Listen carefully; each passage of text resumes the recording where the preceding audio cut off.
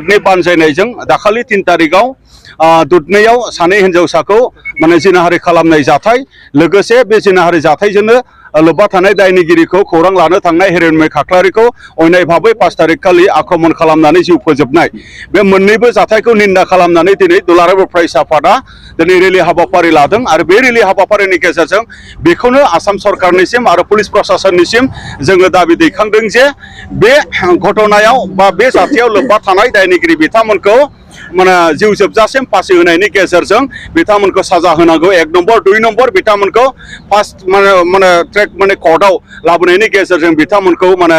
बिसार खालामनांगौ साजा होनांगौ आरो लोगोसे जाय बिथाङा जिउ जोबबाय दिनै हिरण्मय खाख्लारि बे बिथांनि न'खरनिसिम 20 लाख माने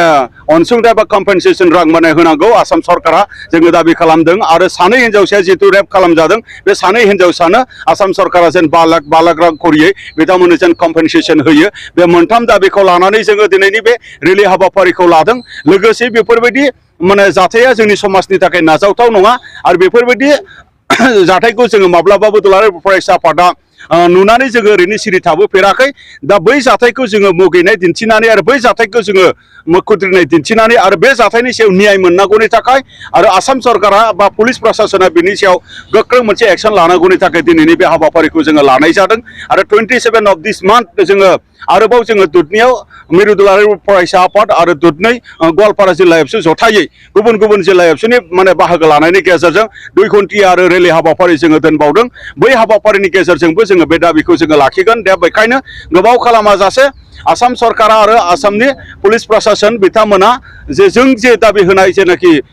माने जे दाबिफोर बेखौ माने थाबैनो सुफुंनांगौ आरो बे जाथायनि सायाव जायफोर माने दायनिगिरि बिथांमोनखौ गोख्रों साजा होनांगौ बे माने जाथायनि सायाव लोब्बा थानाय बिथांमोनखौ गोख्रों साजा होनायनि गेजेरजों मोनसे मेसेज थांहोनांगौ जे जेन रावबो बेबायदि जाथाय माने खालामनो थाखाय साहस मोना बेबायदि माने मोनसे बिसार जोङो दिनै लुबैदों गोजोनदों सम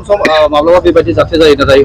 न्याय मोननो थांनो नंगौ बियो माने सम बेबायदि जाथाया माने जादों जायगा जायगा जोंनि आसामाव बा जोंनि भारताव बा जोंनि चिरां जिल्लायावबो जादों बबेबा जाथाया दिनै न्याय मोनबाय बिजिरनाय मोनबाय आरो बबेबा जाथाया न्याय मोनाखै आरो बिजिरनाय मोनाखै आरो बे जायफोर बिजिरनाय मोनाखै बैफोर जाथायफोरखौ लानानै जायफोर जों दुलाराय फरायसाफोरा जेरैबायदि जोङो सिगाङाव नांबोबाय थादोंमोन बैफोरनि थाखायबो जोङो दिनै थाद'आखै जोङो बिनि थाखाय लिगेलि माने जोङो इन्टारनेलि जोङो बेखौ मावबाय थानाय जादों आरो दिनै बियो मोनसे गुबुन माने केस बिजिरनाय मोनै जाथाय बिजिरनाय मोनै बायदि दाजाथों जोङो बेखौ लुबैदों बेनि थाखाय जों आसाम सरकार आरो पुलिस प्रशासननिसिम दाबि दैखांदों जे आसामाव जेसेबां माने रेप इन्सिडेन्ट जालांबाय बा मार्डार इन्सिडेन्ट जालांबाय जेन माने बे केसा पेन्डिं जानानै थाया जेन बे केसा माने आनसल्भ जानानै थाया बे माने न्याय मोनै जानानै थाया बे गासैबो माने जेनाखि मोनसे इन्सिडेन्ट जालांदों बिनि सायाव एसे लेटैब्लाबो माने सिगाङाव जालांनाय जाथायफोरखौ थाबैनो माने